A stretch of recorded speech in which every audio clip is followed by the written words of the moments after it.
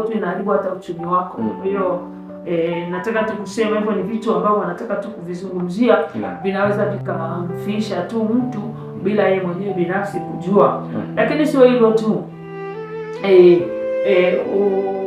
umekuwa labda tuseme mfano na hiyo hali labda ya kusema labda kusengenya, umekuwa na hiyo hali ya kusengenya, unasema ngoja ni fulani yuko hivi na hivi, unamsema mtu wa kwanza, lakini hiyo hali ya kuteta au kusengenya unaiona tu ni hali ambayo ni ya kawaida, kumbe inakuletea infection kwenye moyo wako, inakuwa ni ugonjwa kwenye moyo wako, na itaishi hapo. Bado hiyo roho itaendelea tu kukua, utampata mtu mwingine tena, utaendelea kumwadisha habari za mtu, unaendelea kumsengenya, utampata tena na wa pili na watatu na wanne, utaendelea kumsengenya, lakini kumbe ni uharibifu ambao unaupanda moyo wako, unakuwa na ugonjwa, unakuwa na ugonjwa, na hiyo hali inaendelea kujaza moyo, inaendelea kujaza moyo, inaendelea kujaza moyo, na ikijaza moyo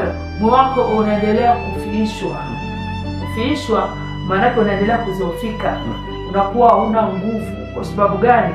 Kuna vitu ambavyo vimejaa ambavyo si sahihi, sio vitu ambavyo ni vya kimungu. Kwa hiyo vikitoka vinakutia unajisi, yaani maana yake zinakuharibia sifa yako, zinakuharibia sifa yako, unakuwa na sifa mbaya.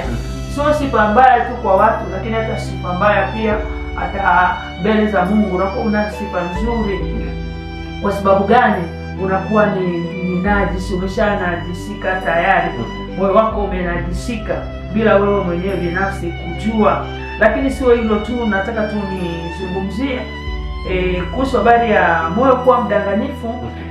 Nikija kwa upande wa pili, nachukulia labda kwenye eneo labda la mtu ambaye anamcha Mungu kabisa, anamcha Mungu, anamtegemea Mungu, anamwamini Mungu. Mungu ni Mungu anayebariki, Mungu ni Mungu anayeinua, Mungu ni Mungu anayefanikisha, Mungu ni Mungu anayemtendea mtu ambaye anamwamini mambo makuu.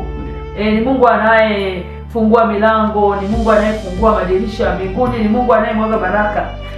Hivyo lakini huyu mtu ambaye moyo wake unamwamini Mungu kwa wakati, nataka tu kusema unakuta ni kwa wakati au ni kwa kitambo tu kidogo, hicho kitambo ambacho labda yuko kwenye uwepo wa Mungu, anaamini kabisa kwamba Mungu anabariki, Mungu anainua, Mungu anafanikisha, anaamini hivyo.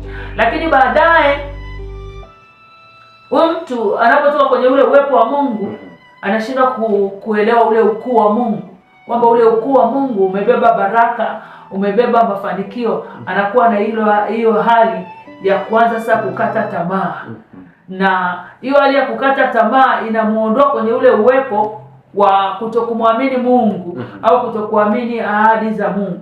Kwa hiyo unakuta sasa